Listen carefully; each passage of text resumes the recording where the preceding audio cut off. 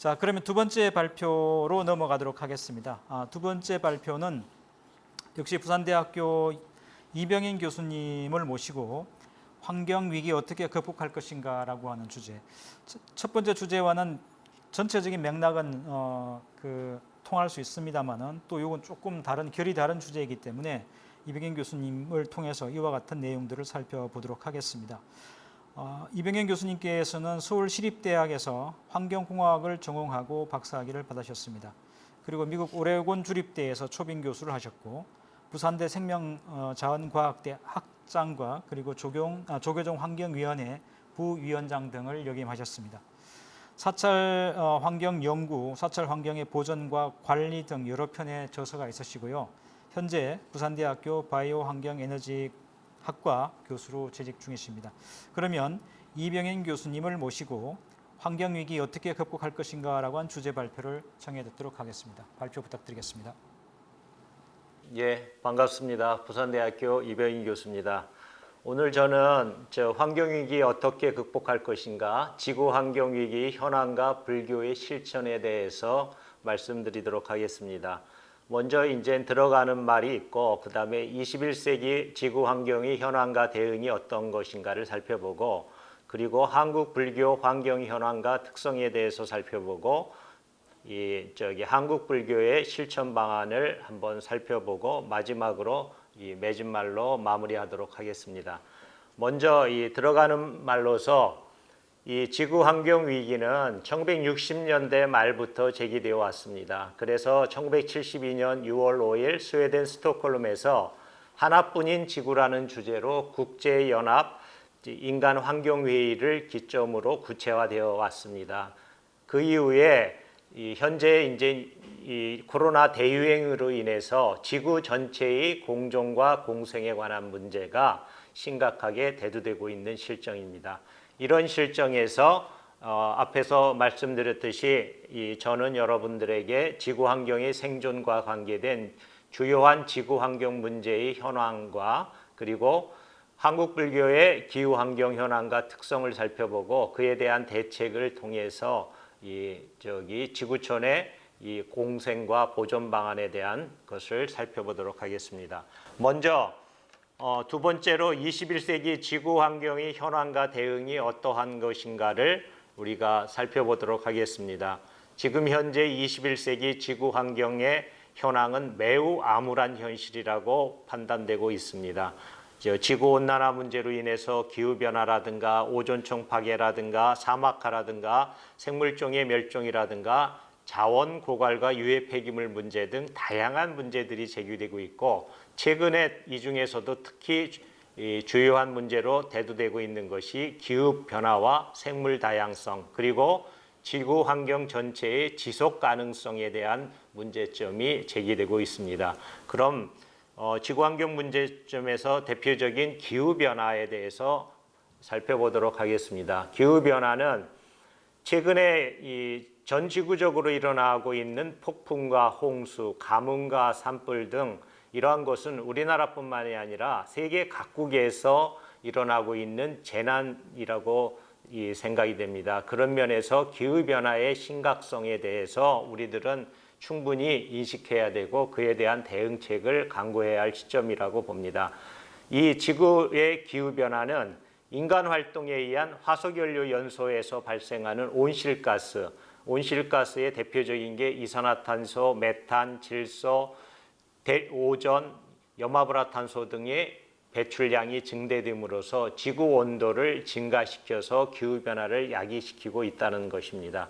그래서 세계 기상기구의 이 발표에 의하면 2015년도에 19년도에 전 지구 평균 기온이 산업화 이전에 1850년에서 1900년보다 1.1도 이상 상승해서 이러한 것들이 특히 이제 이 온난화의 주범이 되는 이산화탄소는 평균 농도가 2019년도 말에 410 ppm을 초과했다고 조금 발표되고 있습니다.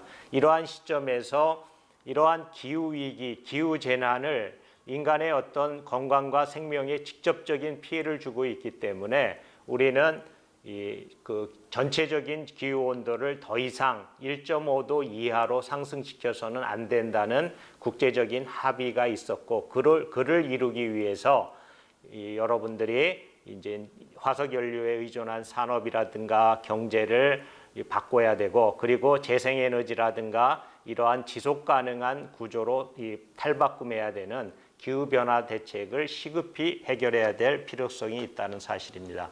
이 두 번째는 이제 생물 다양성에 대한 문제입니다. 생물 다양성은 이 수백만 종의 미생물이나 동식물, 그리고 유전자나 그 밖의 환경을 구성하고 있는 복잡한 이 생태계를, 이 지구 전체의 생태계를 이제 생물 다양성이라고 보고 있는데, 그러한 생물 다양성은 유전자 다양성, 종 다양성, 생태계 다양성의 단위로 측정하는데, 그중 가장 보편적으로 측정하는 게 종 다양성에 대한 이야기입니다. 그런데 지금 지구상에 존재하는 종 다양성의 측정치는 200만에서 1조까지 다양하게 지금 제시되고 있습니다. 지금 표 1에서 살펴보듯이 현재 확인된 이 기록된 생물종이 전 세계 지구상에 174만 종이 기록되고 있고, 우리나라 같은 경우에는 5만 827종이 기록되어 있습니다. 그런데 이러한 생물종들은 이 확인된 생물종보다 더 많은 생물종들이 사실은 우리가 확인되지도 못한 상황에서 멸종되어 가고 있다는 사실이죠. 이러한 야생동물의 멸종 원인은 서식지 파괴나 악화, 그리고 남획이라든가 침입종의 영향이라든가 먹이 부족이라든가 우발적인 포획 등으로 이제 보고되고 있고, 그런 면에서 이러한 생물 다양성을 보존하기 위한 다양한 조치들이 취해져야 한다는 것이죠.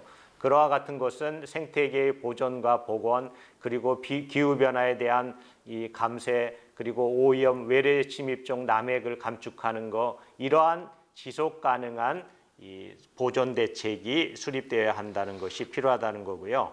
그리고 이제 세 번째가 환경 오염과 지속 가능성의 확보 문제입니다. 1980년 이후 우리는 이 식물자원, 동물자원, 화석 용료, 광물, 건축 재료 등 이러한 물질의 소비량이 무려 15% 이상 증가했습니다. 이러한 재생 가능하거나 재생 불가능한 이 자연으로부터 채취한 것들이 매년 600억 톤 추출하다는 것이 이 1980년 이후에는 2배로 늘었고, 그에 따라서 온실가스 배출량도 2배, 세계 평균 기온도 0.7도 이상으로 상승하고 있다는 점입니다.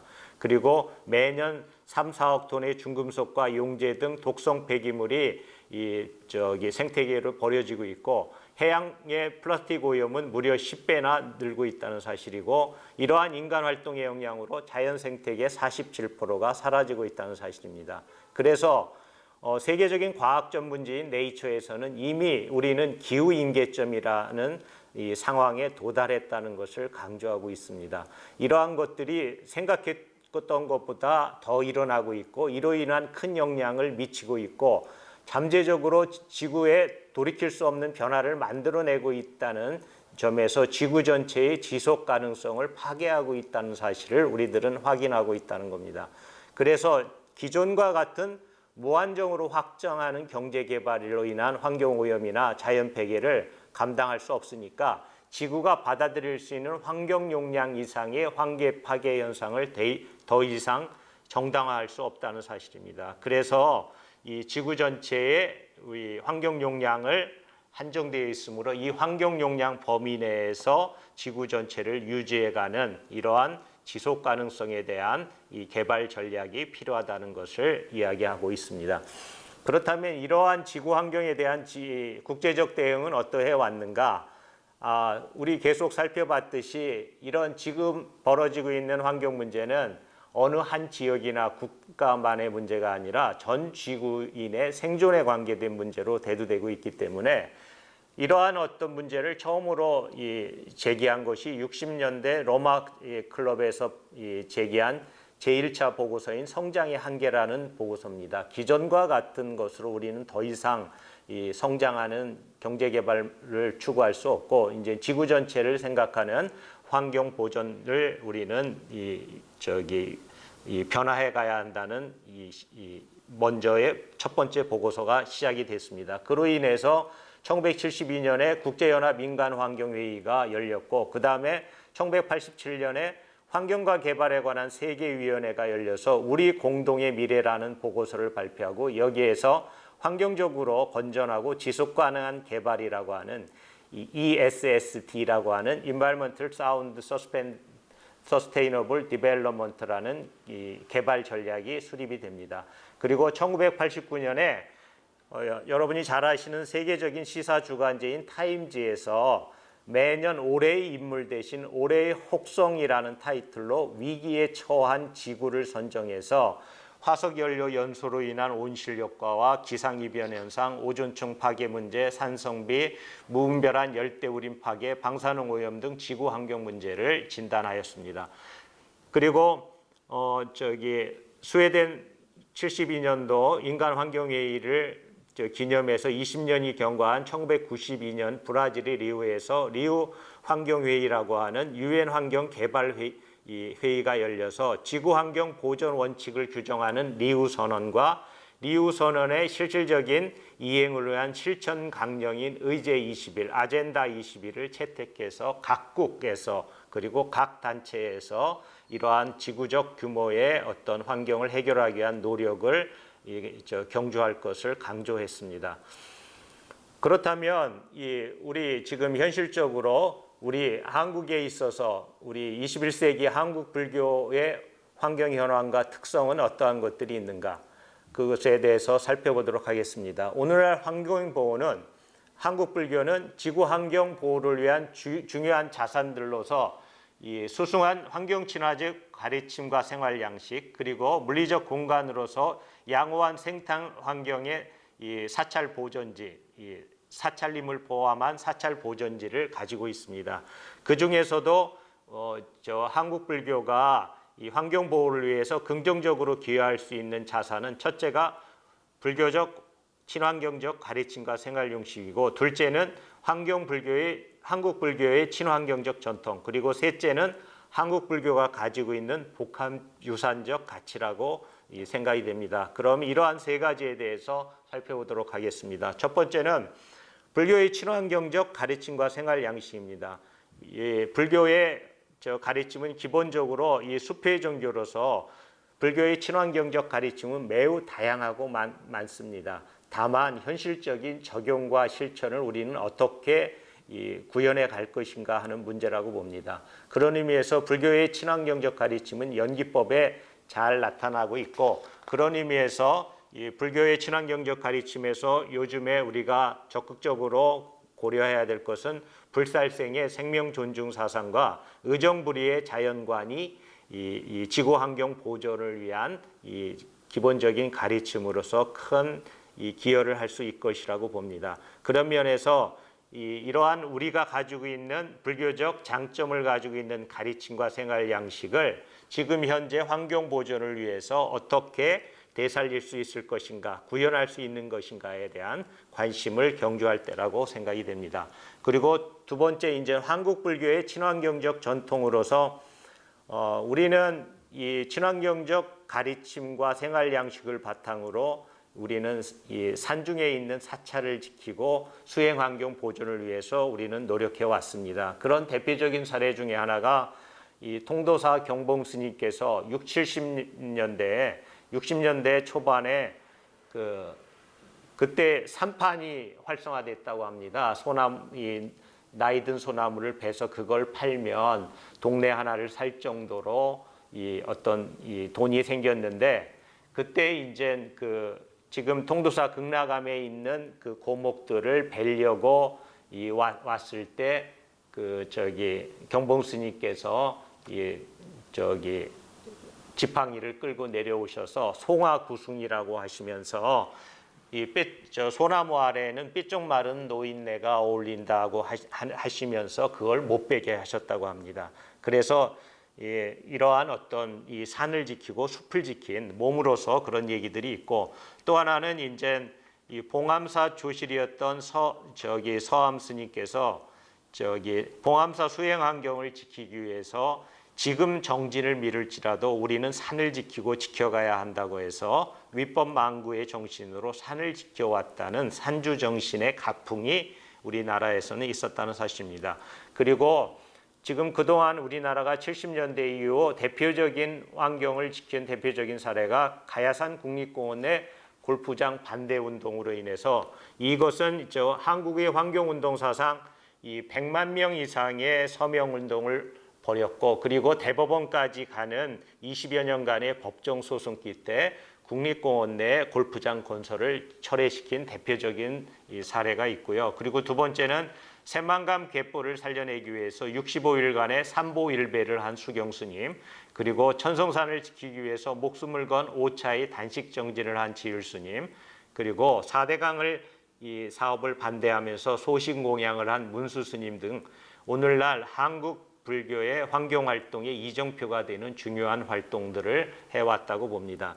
특히 수경스님과 지율스님, 문수스님은 대표적으로 이 선방에서 수행하시던 수행자셨습니다. 그런 의미에서 청정한 수행가풍을 지키기 위해서 노력했다는 사실은 우리들이 한국 불교가 가지고 있는 가장 큰 이 자산이라고 생각이 됩니다. 그런 면에서 이와 같은 전통을 오늘의 시점에서도 이 불교가 한국 불교가 이 시대에 기여할 사회적 역할과 기능이 하나로서 이 불교 환경 활동을 적극적으로 주목하고 구현할 필요성이 있다는 사실입니다. 그리고 세 번째, 한국 불교가 가지고 있는 복합 유산적 가치입니다. 오늘날 한국 불교가 가지고 있는 기본적인 특성은 산과 사찰이 하나가 되어서 자연유산과 문화유산 그리고 종교유산을 간직한 복합유산 지역이라는 기본적인 특성이 있습니다. 이거는 그림 1에서 살펴보듯이 자연유산, 문화유산, 종교유산이라는 이러한 장점을 이것은 어느 나라보다도 이 한국 불교가 가지고 있는 독특한 이 어떤 자산이기 때문에 이것을 잘 살려가야 할 것이라고 봅니다. 그런 의미에서 첫 번째, 종교적 성지로서의 사찰에 대한 그 가치를 알고 이 사찰이 종교적 성지로서의 품격과 이런 기능을 유지할 수 있도록 우리는 노력해야 할 것이라고 봅니다. 그리고 두 번째, 양호한 생태 환경의 사찰이 우리는 그동안 신라 그 구산 선문이 들어서면서부터 이 산중에 위치해서 우리는 뭐 가야산 해인사라는 말처럼 우리는 해당 산에 명산에 명찰이 있다는 그걸 가지고 해당 산을 지켜왔다고 봅니다. 그리고 해당 산의 사찰림이 이 다른 일반 산의 사찰보다 훨씬 양호한 이 생태 환경을 유지하고 있습니다. 그래서 우리나라 자연공원법에 의한 국립공원, 도립공원, 이 군립공원이라고 하는 이러한 이 생태적 가치가 높은 이 보호지역으로 지정되어 있고 그런 의미에서 국립공원의 7.0% 그리고 도립공원과 군립공원을 합치면 이 자연공원의 약 7.8%에 해당하는 생태 환경이 양호한 이 사찰 소유의 이 토지가 이 공원 지역으로 지정되어 있다는 사실입니다. 그리고 이제 이 세 번째로 모두 잘 아시겠지만 오늘날 우리나라의 대표적인 유산의 이 대부분은 불교 문화재입니다. 그런 의미에서 이 대부분의 사찰은 이 자연스러운 문화유산을 간직하고 있고 이거는 국가지정 문화재의 뭐 34% 그리고 시도 지정 문화재의 34% 이상을 차지하고 있기 때문에 이러한 문화재가 같이 잘 지켜질 수 있도록 우리는 노력해야 된다는 겁니다. 그리고 마지막으로 이러한 종교유산, 자연유산, 문화유산을 같이 가지고 있는 복합유산이라고 하는 이런 특성을 우리들은 잘 살려서 이러한 유산적 가치와 공익적 가치를 잘 살려서 우리 지금 현재뿐만이 아니라 우리 후대들도 충분히 향유하고 누릴 수 있도록 잘 보존하고 제대로 유지 보존시켜 가야 될 것이라고 생각이 됩니다. 그렇다면 이제 네 번째, 이러한 한국 불교의 장점을 바탕으로 한국 불교의 환경 보호를 위한 실천 방안은 어떤 것들이 있는가? 그에 대해서는 이 문화사학자인 토마스 베리는 종교를 교육, 기업, 정보와 함께 세계 변화의 주요한 이 원동력의 하나라고 하였습니다. 왜냐하면 종교가 가지고 있는 다양한 자산을 활용하여 시대적인 비전을 제시하고 새로운 변화를 이끌어갈 수 있다고 판단했기 때문입니다. 또한 게리 가드너는 종교기관과 지도자들이 지속가능한 세계를 건설하려는 노력에 5가지 이상의 강력한 자산을 가지고 있다고 얘기하고 있는데, 그 5가지가 첫 번째가 세계관을 형성할 수 있는 역량, 두 번째가 도덕적 권위, 세 번째가 수많은 신도, 네 번째가 상당한 물적 자원, 그리고 5번째가 지역사회 형성 능력입니다. 이러한 이 종교적 장점을 가지고 특히 한국 불교는 한국의 여느 다른 종교보다 이러한 이 자산을 많이 가지고 있습니다. 그런 것들을 오늘날 어떻게 구현할 건가를 대해서 살펴보도록 하겠습니다. 그래서 한국 불교의 환경현황과 친환경적 기후환경 관리 방안에 대해서 살펴보도록 하겠습니다. 그건 표 4에서 보듯이 한국 불교는 이 사찰 내부적인 어떤 측면에서의 문제점과 사찰 외부적인 문제점이 있습니다. 그것은 뭐냐? 사찰 내부에 지금까지 우리가 가지고 있는 이 장점들에 대한 무지와 무관심이 있고, 사찰 내부의 무분별한 개발, 그러니까 내부 불사겠죠,로 인한 이 환경 훼손 등이 있습니다. 그리고 이 사찰 관계자의 전문성이나 책임 부재에 있고, 특히 사찰은 요즘 대부분이 관광지화하는 경향이 있기 때문에 탐방객에 대한 제한 조치가 없는 경우가 많습니다. 그래서 나름대로 종교적 성지로서의 특성과 청정성을 유지하기 위한 것을 강화할 필요성이 있다는 거죠. 그리고 사찰 외부적인 측면에서 보면 외부적 개발 사업에 대한 정보가 부재하고 무관심이기 때문에 종교 간, 지역 간 또 연대가 부족합니다. 그런 의미에서 우리들은 이걸 강화해서 나름대로 이제 불교 환경 활동을 적극적으로 우리는 실천해 갈 필요성이 있다고 봅니다. 그런 의미에서 구체적인 이 실천 방안으로서 표 5에서 살펴보듯이 이 가치적 그리고 제도적, 기술적 이 접근 방안에 대해서 살펴보면, 우리가 불교적 이 친환경적 가르침을 바탕으로 한 친환경적 환경윤리를 정립하고 기본 원칙과 친환경적 생활과 수행을 하는 것이 필요하다는 거죠. 그리고 제도적 접근으로는 불교에 대한 이 사찰에 대한 우리 어떻게 사찰을 잘 환경적으로 건전하게 지켜갈 것인가 하는 대책을 우리가 생각하고 이걸 보존해 가야 된다는 거죠. 그런 의미에서 기술적 접근 방안으로는 이제 환경 기본 계획이나 어떤 목표 기준이나 특히 사찰 내 환경 지출 시설을 설치하거나 그리고 관련 자료집을 발간하거나 하는 이런 어떤 방안들에 대해서도 검토해 봐야 된다는 거죠. 그리고 종합적으로 우리가 살펴보면 이제 한국 불교가 사찰의 자주권, 주체성을 확립하기 위한 지금까지 잘 지켜왔듯이 우리는 지켜가야 할 책임이 있고, 이러한 산주 정신을 회복하고 사찰의 청정성을 확립하기 위한 이런 특히 유산 관리에 관한 자연유산, 문화유산, 종교유산에 관한 이 사찰의 주도권을 확립하고 관련 국가나 지방의 정책을 선도해 갈 필요성이 있다고 생각이 됩니다.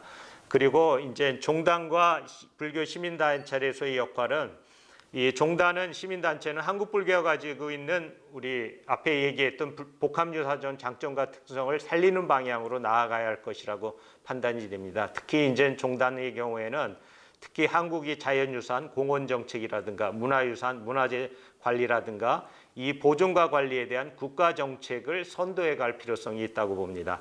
그리고 환경 보존을 위한 국제적 보존 활동과 대응이 필요하다고 봅니다. 이러한 면에서는 이 한국이나 중국이나 일본, 대만들은 불교라는 공통 분모를 가지고 불교 문화 교류뿐만이 아니라 이 환경 보존을 위한 이 실천 사업으로 같이 조직화해서 실질적인 이 지구 환경 보존 활동을 해가면 나름대로 큰 기여를 할 것이라고 생각이 됩니다. 그리고 이제 네 번째, 우리 21세기 불교계 사부대종의 국토지구 청정 운동이 일어나야 할 것이라고 생각이 됩니다. 오늘날 우리 한국의 불교 환경은 불교가 가지고 있는 장점을 이 시대에 되살리는 구체적인 실전 활동으로 우리는 펼쳐나갈 필요성이 있다고 봅니다. 그런 의미에서 불교의 친환경적 가르침과 생활 양식, 그리고 우리 한국 불교가 가지고 있는 복합유산으로서의 이런 가치를 잘 살리는 관리가 이루어져야 되고, 그런 의미에서 이제 우리가 이 어느 종교건 그 시대가 필요한 시대적 역할과 사명이 있다고 봅니다. 그런데 그 시대적 역할과 활동을 제대로 하지 못했을 때는 그 종교적 역할과 생명력을 상실하게 된다고 봅니다. 환경에 관해서도 지금 전 세계는 기후 환경에 대한 이 대처가 지금 추진되고 있는 입장에서 불교계 내부에서도 불교적 장점을 가지고 불교적 자산을 활용하는 이 불교 환경 활동이 일어나는 것이 필요하다고 봅니다. 그런 의미에서 우리는 구체적인 실전으로서 지구 환경 보존과 공생을 위한 실전 활동으로서 21세기 불교계 사부 대중이 가지고 있는 이 불교적 장점을 국토 또는 지구 청정 운동이라는 운동으로 좀 특화시켜서 구현함으로써 지금 우리가 사는 이 국토, 우리가 사는 지구를 청정한 국토로 만들어 가야 될 것이라고 봅니다. 이상을 이제 바탕으로 해서 이제 마무리하도록 하겠습니다. 앞에서 말씀드렸듯이 오늘날 진행되고 있는 지구 환경 문제는 이제 전 지구의 생존에 관계된 문제로서 기후 변화나 생물 다양성이나 지구 전체의 지속 가능성에 대한 문제가 필연적인 문제로 대두되고 있습니다. 그래서 지구 전체의 공존을 위해서 지구 환경에 대한 자각과 변화 그리고 이 대책을 요구하고 있습니다. 그런 의미에서 이 한국 불교는 수승한 환경 친화적 가르침과 생활 양식 그리고 친환경적 전통이 있고 특히 종교 유산과 자연 유산을 간직한 이 복합유산적 특성을 가지고 있습니다. 이러한 특성을 살려서 우리들은 우리나라의 자연문화 유산에 관한 정책을 선도할 뿐만이 아니라 더 나아가서 이 지구적 사회적인 책임을 강화하는 데 이바지할 것이라고 봅니다. 그런 의미에서 우리가 지금부터라도 우리 장점을 살리는 장점을 살리는 불교 활동이 일어나서 이 지구 전체의 공생에 이바지하기를 바라면서 제 강의를 마치도록 하겠습니다.